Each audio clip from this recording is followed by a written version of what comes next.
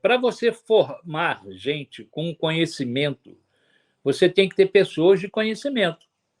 Senão você não consegue, Cláudio. Você não consegue. Você vai simplesmente repetir tudo aquilo que já foi dito em algum momento. Você tem que provocar a reflexão, você tem que provocar o conhecimento, além do conhecimento básico, um conhecimento refletivo. A pessoa tem que imaginar como é que funciona uma pedra, um grão dentro do concreto, por exemplo.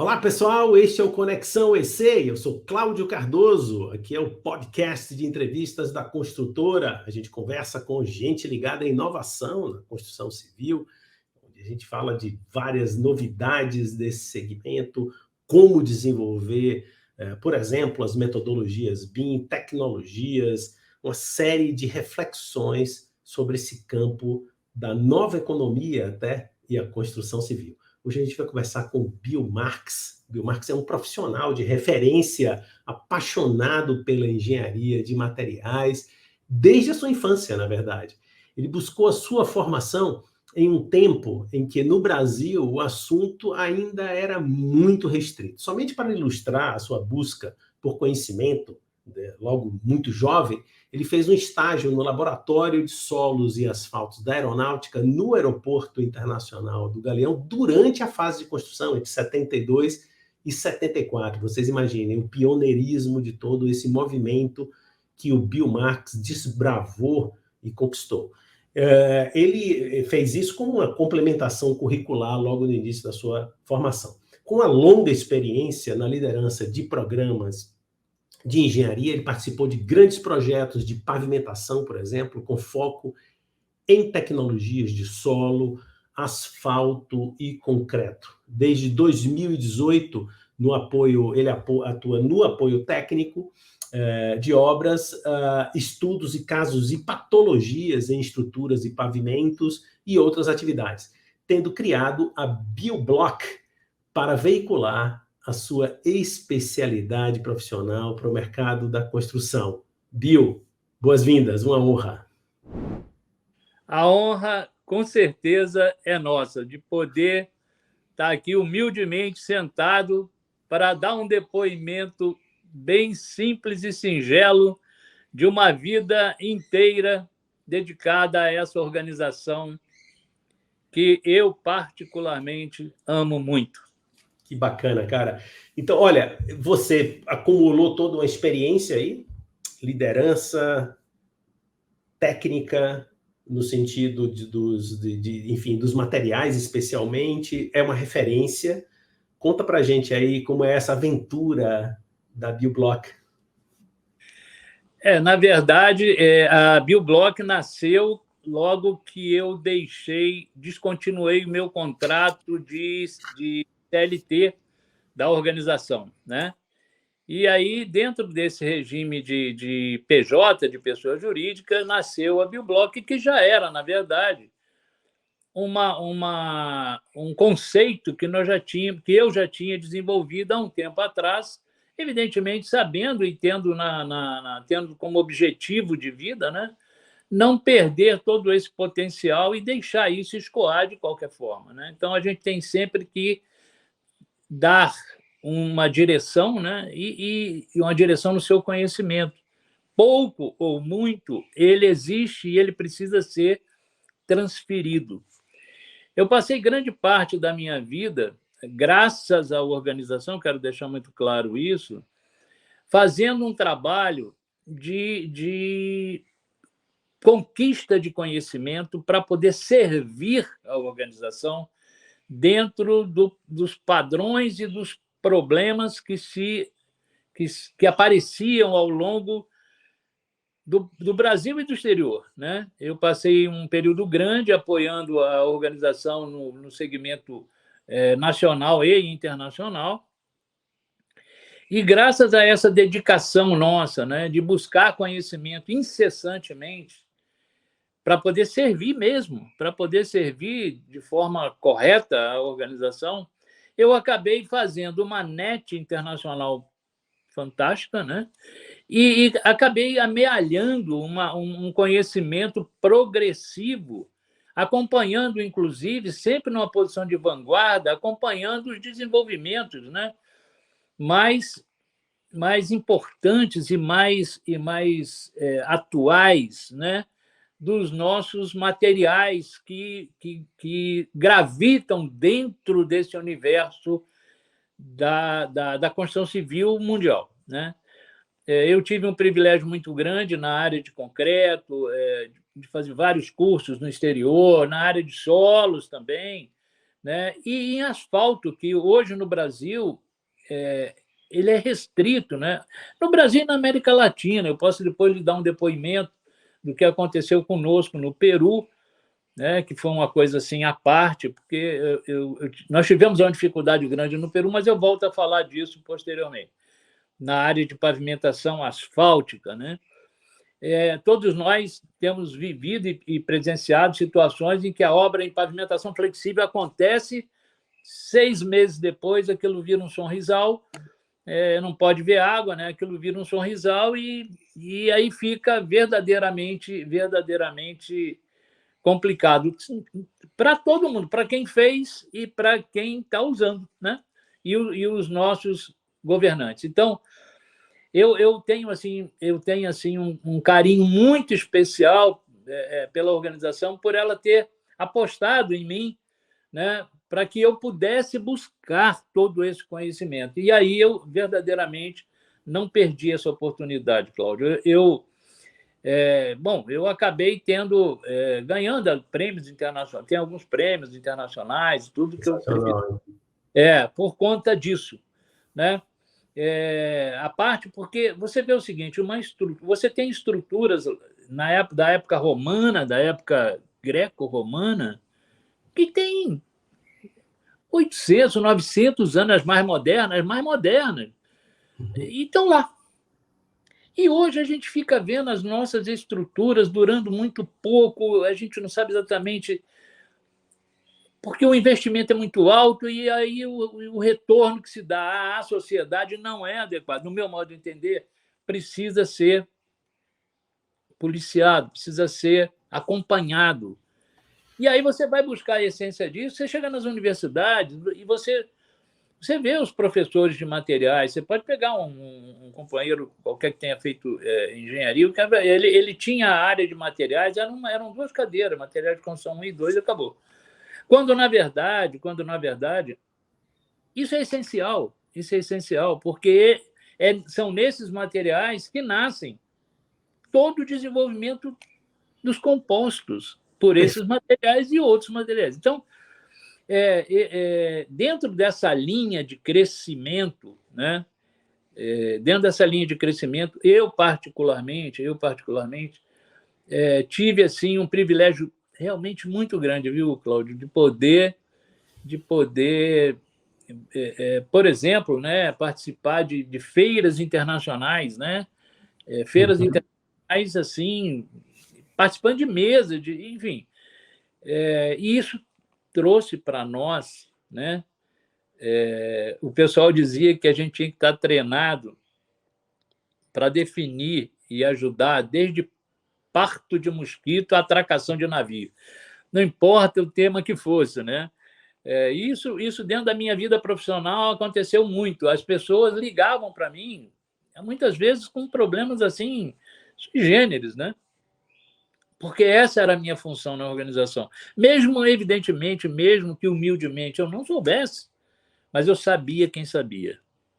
Eu tinha um caminho para buscar aquela solução. E fiz isso N mais uma vezes, né? Então, esse prazer de servir também é uma coisa que você tem que... Porque hoje em dia é muito mais comum as pessoas gostarem de serem servidas do que gostarem de servir. E eu acho que a organização Odebrecht ela prima pela oportunidade de servir, né? E servir realmente é um privilégio, né? Um privilégio. E servir com qualidade, servir com conhecimento é um privilégio maior ainda. É um privilégio maior ainda. Então, eu realmente foi uma coisa curiosa. Eu separei aqui um elemento aqui para te mostrar que em 2006 a organização resolveu me agraciar com chamam de prêmio, né? Com um prêmio Conhecer para Servir. Aí eu tive o cuidado de pegar aqui para mostrar a você. Eu fui o primeiro profissional da organização que recebeu. Que sensacional. Coloque mais um pouco em pé, assim, mas reto.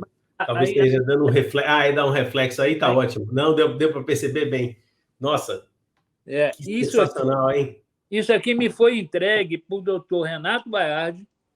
Veja, uma das minhas referências na organização, com a presença de Dr. Marcelo Odebrecht e com a presença de Dr. Norberto Odebrecht ainda naquela oportunidade. Então, isso me foi entregue no final de ano, numa comemoração de final de ano, e eu fiquei assim, sem saber, porque eu fui para lá sem saber o que eu não sabia se eu ia só receber uma medalha, aquelas medalhas que a gente recebe durante a empresa, e, de repente, eu fui chamado ao púlpito, ao palco, para poder receber isso. E eu fiquei muito emocionado, porque eu não sabia, eu não tinha a menor noção.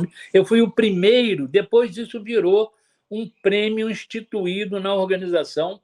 Anualmente, isso se espelhava em um outro profissional, e isso teve uma repercussão muito positiva sobre todos os aspectos. E eu humildemente, com muita humildade, eu recebi isso e me emocionei de fato. Depois ainda tive que falar alguma coisa, né, com a voz meio lá, meio cá. Eu só fiz agradecer, como vou agradecer essa oportunidade que estou tendo aqui. E isso demonstra, né, um reconhecimento, né, da organização como um todo, no que diz respeito a servir conhecimento, né? O pessoal sempre comentou isso. Eu nunca refutei nenhum problema, fosse ele qual fosse. Por quê? Porque eu sabia onde eu poderia buscar apoio e realmente conhecimento para resolver aquilo. Fantástico. Bill, eu quero voltar ao tema da sua, digamos assim, como é que eu posso dizer, da sua grande vertente educacional, porque na liderança dá para perceber, Bill, que você tem essa preocupação de formar. Isso. Agora, antes disso, eu queria lhe fazer uma provocação um pouco mais técnica. Perfeito. Os materiais, evidentemente, tem alguns... São referenciados nos seus próprios conhecimentos, tem o domínio do asfalto, do concreto, várias disciplinas. E, claro, nós temos os contextos dos canteiros das obras. Perfeito. Questões logísticas de deslocamento de materiais, adaptação aos recursos que estão ali disponíveis. Enfim, comenta para a gente esses desafios dos materiais, que em última análise é o primeiro recurso da engenharia, o material, não é isso? O primeiro, o último, eu brinquei até com você antes, a gente falando, é o último átomo, é o átomo da engenharia, é o material. Verdade. Deixa eu tentar ser mais objetivo aqui. Então, ou seja, temos as disciplinas e domínios das tecnologias e metodologias de concreto, de asfalto, de vigas, de todo tipo de material e de aplicação dele. Mas nós temos a realidade do canteiro. Como é essa combinação, como é essa gestão entre logística, deslocamento de material, gestão de material? Você comentou o caso do Peru, provavelmente condições climáticas, enfim. Essa combinação é uma arte, né? É uma arte. E o mais interessante, o mais importante disso, é que a engenharia de materiais ela prega o seguinte: você precisa fazer com o que tem. Em primeira instância, você precisa fazer, se é a sua obra, ou se é a sua estrutura, ou se é o seu pavimento, com aquilo que existe à sua disposição. Então, isso traz para o profissional de materiais uma dificuldade grande, porque muitas vezes aquele material que está ali, ele não atende a características que estão preconizadas, que estão especificadas e que são praticamente dogmas da engenharia, né? Aí é que vem o grande desafio, né? Porque também não adianta você chegar assim, não, eu vou ter que trazer uma pedra de um agregado mineral para fazer uma estrutura de 3 quilômetros, 4 quilômetros, né? Ou 3, 4 mil quilômetros, né? Sim. O que você precisa, na verdade, é ter conhecimento de como isso funciona, de como isso atua dentro daquele compósito que pode ser de concreto, que pode ser de asfalto, que pode ser de um enrocamento. Você precisa entender a mecânica de tudo isso. Porque, normalmente, e curiosamente, Cláudio, as nossas normas brasileiras, quase na sua totalidade, eu posso te dizer isso porque eu fui membro da ABNT, né? E eu lutei muito contra algumas coisas, né? Elas são umas cópias, às vezes, mal resolvidas e não diria mal resolvidas, mas mal adequadas à realidade brasileira. São normas que vêm, né, da Europa, ou vêm dos Estados Unidos, ou vêm de um povo mais desenvolvido. E, às vezes, o Brasil é um país tropical. O Brasil não é um país, o Brasil é um continente. Tem lugares que tem rochas à vontade e tem lugares que não tem pedra nenhuma, né? Eu já encarei situações que... Enfim, por conta disso, eu sempre lutei para que o conhecimento do material ele fosse estudado dentro do compósito. Eu vou lhe dar um exemplo. Eu me deparei uma vez com uma necessidade de fazer um concreto, onde o agregado era muito ruim, o agregado realmente era muito ruim, e eu tive que usar um conceito de empacotamento do agregado. O agregado ele funcionava apenas para ocupar espaço. E aí eu fiz uma argamassa para abraçar esse material, uma argamassa extremamente competente, até porque, no lugar que não tem pedra, as areias normalmente são sensacionais. E aí eu trabalhei com uma areia quartzosa, fizemos uma...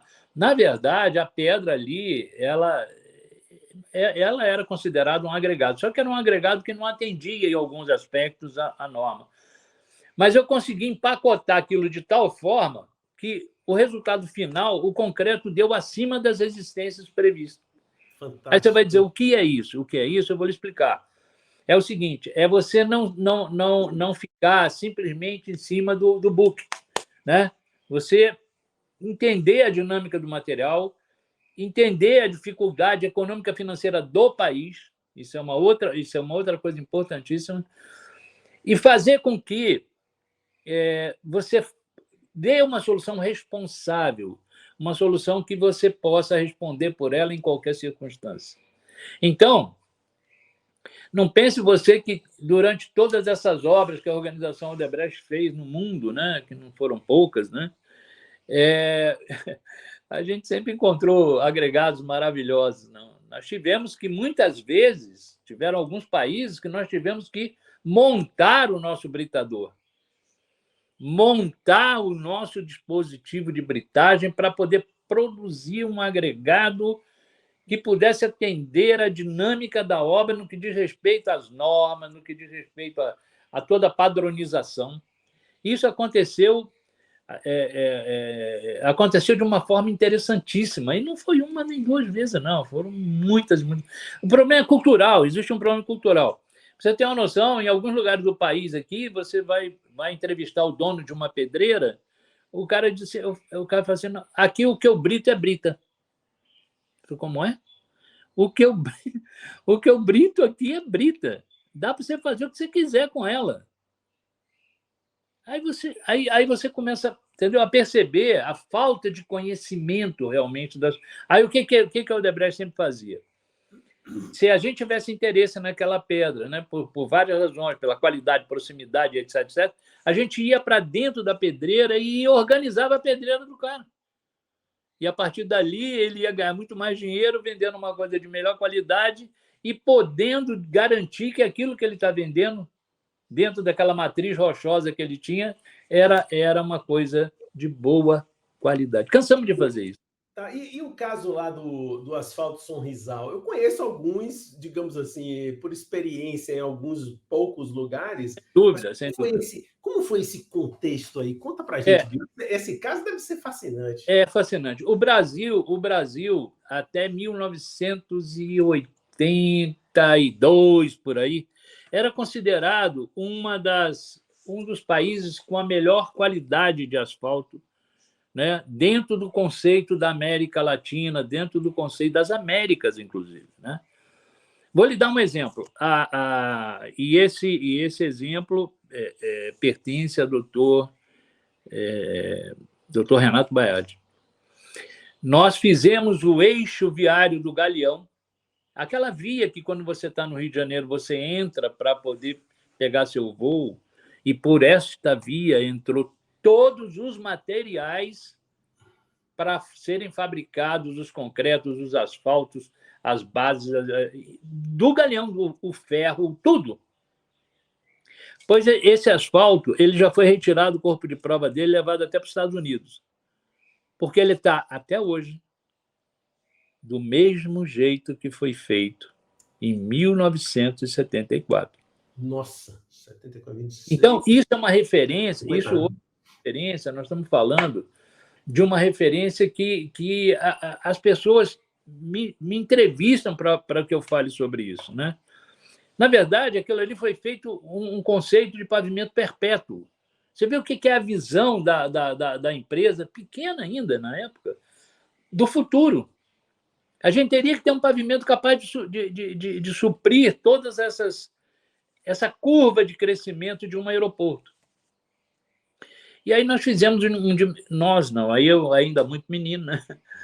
Eu participei disso. Onde foi a minha grande contribuição foi que, né, nessa oportunidade eu já tinha uma certa formação em asfaltos, né, em mesclas asfálticas diferenciadas, e nas bases, subbase, e aí a gente eu fiz uma intervenção pequena, mas a gente conseguiu colocar a mescla final numa condição extremamente importante. Porque no Brasil, praticamente, você tem 5 refinos. Você tinha Boscan, Baixaquero, na época, né? Boscan, que é um asfalto venezuelano, Boscan, Baixaquero, árabe pesado, baiano e venezuelano. Eram os asfaltos os crus de petróleo que geravam, né, os cimentos asfálticos de petróleo a partir da retirada do RAP, que é o resíduo asfáltico de petróleo. O RAP é aquele último cenário da torre de destilação de petróleo, né? E aí daqui você vai elaborar a retirada de um cimento asfáltico de petróleo, que é o CAP. No exterior, chamada PEN, quer dizer, cada língua. Mas o cimento asfáltico de petróleo, ele é uma fração desse RAP, uma fração qualificada. O que aconteceu? Nós conseguimos, à época, refinar um Boscan. O Boscan é o melhor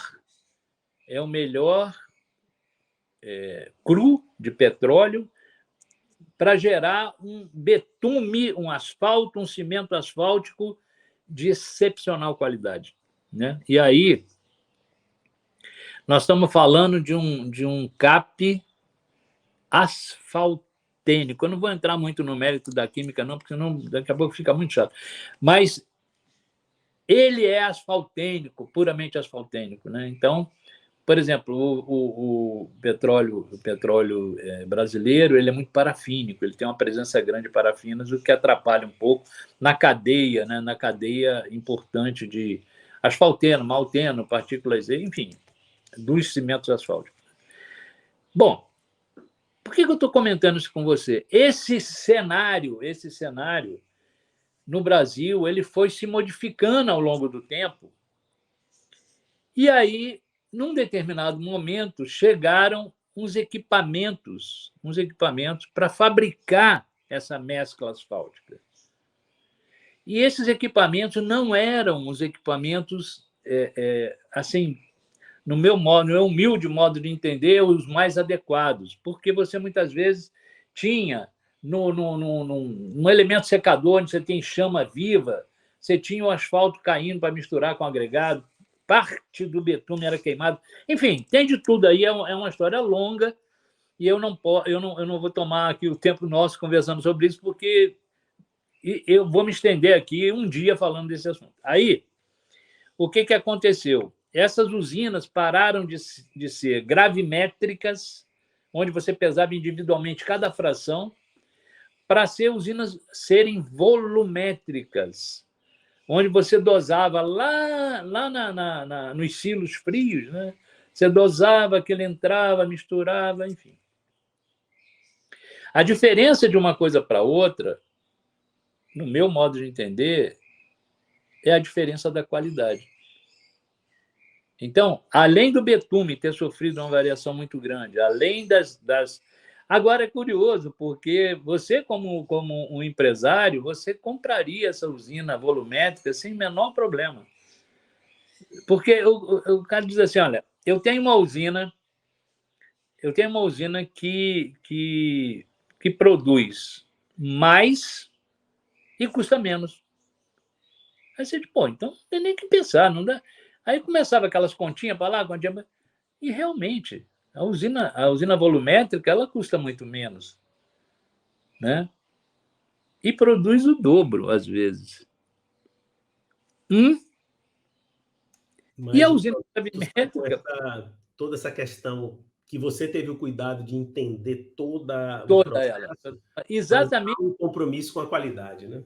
Para poder a empresa não ficar exposta, porque uma coisa, Cláudio, infelizmente, é uma empresa que serve a uma prefeitura da cidade, tal, faz uma coisinha lá. Outra coisa é uma chancela da nossa organização. É totalmente diferente. É totalmente diferente. As pessoas... Mas, pô, mas como é que o Odebrecht fez um negócio desse e já estourou? Ninguém entende isso, ninguém entendeu. Então, eu tive um cuidado muito grande em estudar isso, mas estudar cientificamente. Eu não estou falando de estudar superficialmente, não. Estudar cientificamente. Na França, em Pont-Saint-Germain, enfim, eu não vou me perder aqui falando sobre isso, não, que é um assunto que, para mim, é muito empolgante, porque nem sempre a gente tem a oportunidade de falar sobre isso, né? Mas essa é a realidade. O país, então, foi tomado por uma nova vertente de asfalto e está aí, o resultado está aí. A coisa de um ano e meio atrás, eu fui convidado a participar de um encontro lá em Brasília, né? E eu pedi para a turma, falei, gente, olha só, eu vou pedir uma gentileza a vocês. Eu não me sinto à vontade para abordar esse assunto de uma forma muito frontal, porque isso vai mexer com vai parecer que a Odebrecht quer ser melhor do que todo mundo. Não é isso, não é isso. Na verdade, aí o que eu fiz? Eu fiz uma sala técnica onde as pessoas que quisessem discutir o assunto fossem para lá.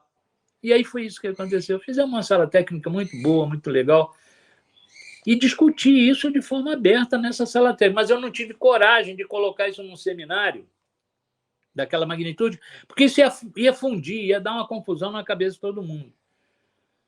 Agora, eu posso lhe mostrar a diferença entre uma coisa e outra, assim, você vai dizer, meu Deus, então por que fazem assim? Fazem assim, Cláudio, porque não conhecem. O cara pinta a pedra de preto e acha que isso é asfalto. A espessura de uma película betuminosa numa pedra, ela é diretamente proporcional à vida desse pavimento. Vou lhe explicar por quê. Muito rapidamente, se você tiver uma espessura de película de betume numa pedra muito espessa, ao invés dela cimentar, ela lubrifica. Se isso for muito pouco, ao invés de cimentar, isso cria atrito. Então, isso tem um percentual e um teor preciso, definido por uma escala de Seibelt-Furol, para que você tenha a película betuminosa perfeitamente na espessura para garantir a cimentação. Olha que coisa interessante. Se você alcançar isso, você alcançou a cimentação entre os grãos, que é o que interessa. Se você não alcançou isso, você tem de tudo. Você tem lubrificação, você tem atrito, você tem perda. E outra coisa, quando você não alcança essa cimentação, você não tem viscoelasticidade imposta. Então, a permeabilidade fica comprometida. A água bate e entra, tanto para um lado como para o outro. Então, por que isso? É fácil de você imaginar. O betume ele é um líquido newtoniano. Por conseguinte, ele é sensível à temperatura. Então, você tem uma curva que varia de temperatura e de viscosidade. A viscosidade dele modifica com a temperatura. Você imagina se você não tiver um controle absurdamente elevado sobre isso. Você imagina, Cláudio, o que vai acontecer? Fantástico. Então, esse tipo de coisa não dá para você discutir na superfície. Eu costumo dizer que a superfície ela só é importante para os náufragos. Sensacional. Agora eu vou aproveitar esse gancho e fazer uma provocação. Infelizmente, o tempo é tão curto, né? Porque com você, Bill, a gente tinha que ter um Conexão EC de manhã inteira, né? Assim, eu adoro as suas histórias maravilhosas e seus ensinamentos. Eu vou combinar uma pergunta aqui. É o seguinte, eu quero ouvir assim, um pouco como você enxerga para onde vai, digamos assim, essa ciência de materiais na engenharia, mas botando um ingrediente que eu acho que faz parte da sua vida, pelo que eu pude perceber, Bill, que é um cara preocupado em transmissão de conhecimento, em manutenção do saber, da sabedoria de como lidar com isso. E isso não é uma coisa que se transmite num cursinho, é preciso vivência, é preciso reflexão. Então, vou juntar as duas coisas. Um dos elementos de visão de futuro, eu quero acreditar, quero crer, que certamente tem um elemento de educação e de transmissão. Mas como é que você vê aí o cenário, até onde você consegue enxergar das ciências dos materiais, na engenharia brasileira, talvez, e na mundial? Eu vejo isso da seguinte forma. Para você formar gente com conhecimento, você tem que ter pessoas de conhecimento. Senão você não consegue, Cláudio. Você não consegue. Você vai simplesmente repetir tudo aquilo que já foi dito em algum momento. Você tem que provocar a reflexão. Você tem que provocar o conhecimento, além do conhecimento básico, um conhecimento refletivo. A pessoa tem que imaginar como é que funciona uma pedra, um grão dentro do concreto, por exemplo. E isso você não tem mais. Isso é uma coisa muito rara hoje. Então, por exemplo, vou te dar um exemplo bem rápido aqui para a gente poder contextualizar. O Peru é um país que eu adoro o Peru, moraria sem nenhum problema, adoro, amo de paixão o Peru, né? E aí nós conquistamos uma obra gigantesca no Peru, que foi Rutas de Lima, enfim, uma obra complexa no que diz respeito à política, no que diz respeito à exploração de pedágio. Só que tinha uma curiosidade, o Peru o pavimento peruano ele é muito escorregadio, você acende o farol, a estrada acende, né? E aí, como a gente ganhou isso, eu fui para lá estudar esse fenômeno, né? Porque isso faz o quê? Isso faz com que você tenha perda de atrito, diminuição do coeficiente de atrito pneu-pavimento. E, consequentemente, quando isso ocorre, você tem acidentes. Numa rodovia concessionária, você não pode ter acidente, né? Você não vai pagar para se acidentar. Bom, enfim. E aí eu fui para lá, e lá tinha uma equipe fantástica, né, de engenharia, que era o Raul e a equipe dele lá, a própria estrutura a própria estrutura da Odebrecht se preocupava muito com qualidade, e eu fiquei, então, com a incumbência de estudar esse fenômeno. E fui estudar, e aí cheguei à conclusão, e foi um negócio assim fantástico. O agregado que eles usavam, liberado pelas normas, tá? Ele permitia um coeficiente de polimento acelerado, quando colocado dentro de uma mescla asfáltica em contato com os pneus. Isso fazia um polimento. Na hora que você faz um polimento, você diminui o quê? O atrito. Então, a condição de frenagem ela fica prejudicada. O que nós fizemos? Nós, então, partimos para identificar matrizes rochosas que anteriormente não eram utilizadas, e chegamos à conclusão que aquelas matrizes rochosas elas continham uma condição maravilhosa de atrito, ela não polia.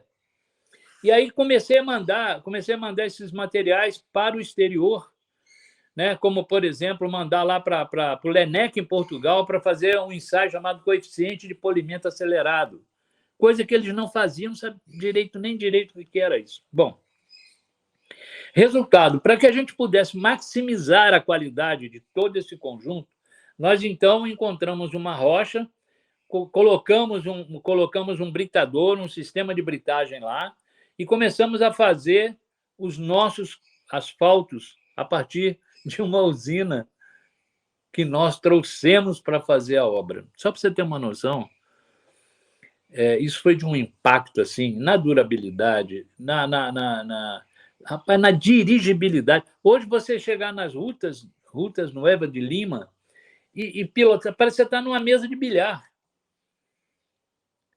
E aí, fruto disso, a gente foi obrigado a montar um laboratório, uma coisa assim fantástica, com tudo, né? E aí isso acabou gerando esse prêmio aqui, ó, que não dá muito para ler, não, mas diz assim: por sua valiosa contribuição no desenvolvimento de tecnologia que nos motivou a criar um centro de tecnologia e inovação em pavimentos Biomarx. Com seu nome. Nossa. Peru Lima. Então, isso aqui foi o quê? Fantástico, cara. Isso foi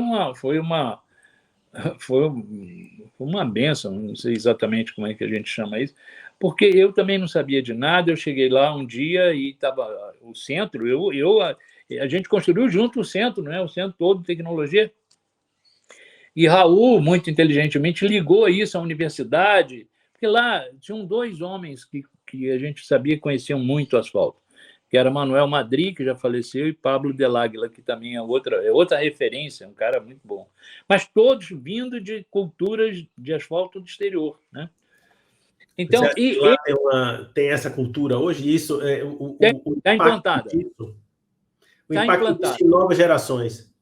Aí o que aconteceu? Com o link da universidade, começaram a vir profissionais de engenharia fazer o curso, aí fez, né, primeiro mestrado, depois doutorado, e hoje você já tem doutores em asfalto lá, né? Evidentemente, muito mais competente do que qualquer um de nós aqui, né? Mas o que eu achei assim, uma coisa assim incrível foi a empresa, né, naquela oportunidade, resolver colocar, dar um deferimento desse. Veja, isso não vai nenhuma vaidade, não, mas vai assim um reconhecimento de que eles entenderam qual era o grande problema, porque não adianta só você pensar, você tem que botar todo mundo pensando na mesma direção, com o mesmo potencial. Fantástico. E hoje, as rutas de Lima são, talvez, das rodovias, umas que de menor impacto em acidente na região. Incrível, incrível. Embora o peruano não goste muito de pagar pedágio, que isso é uma outra história, é uma história cultural. Mas, na verdade, agora tu imagina se paga e se acidenta. Então, esse tipo de coisa é o que você falou. Como é que você vê... Agora, como é que você vê quando você chega num canteiro? Esse caso é um case, né? É um case. Eu falei, essa pedra não dá para fazer asfalto. Eu falei, não, mas essa é aprovada pela comunidade científica. Eu falei, mas não dá. Essa não dá. O coeficiente de polimento acelerado, ele faz um polimento muito rápido. Bom, quando você lançava o material e ia fazer um ensaio de atrito, dava 0,64, 0,68. 3 meses depois era 0,30, 0,29. Porque polia, entendeu? Aí você vai dizer, mas lá não chove. Não é curioso? Lá não chove, mas lá tem uma poeira quase que micronizada, que ela desce e à noite tem um orvalho pesado. Então, ela formava uma pasta de polimento, um cake de polimento. E aquele cake ali, com fricção dos pneus, ele polia a pedra. Caso espetacular.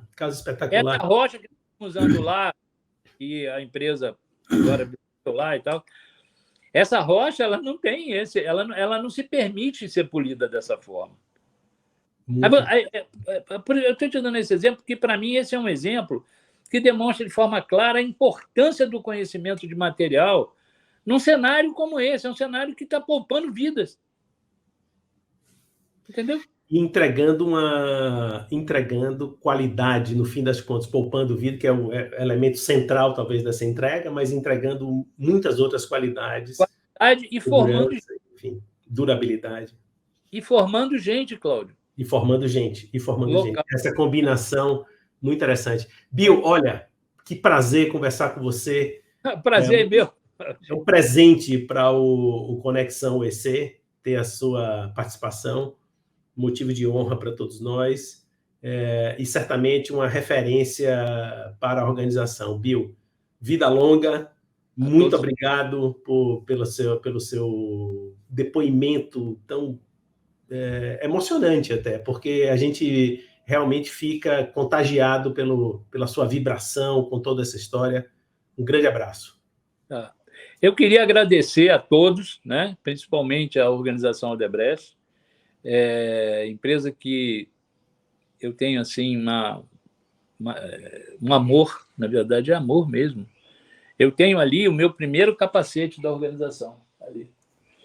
E só para você ter uma noção, dentro desse contexto, né, nós fizemos inovações assim muito grandes. O Brasil hoje tem algumas coisas, graças à própria organização Odebrecht, que me permitiu, né, ou desenvolver ou trazer para cá.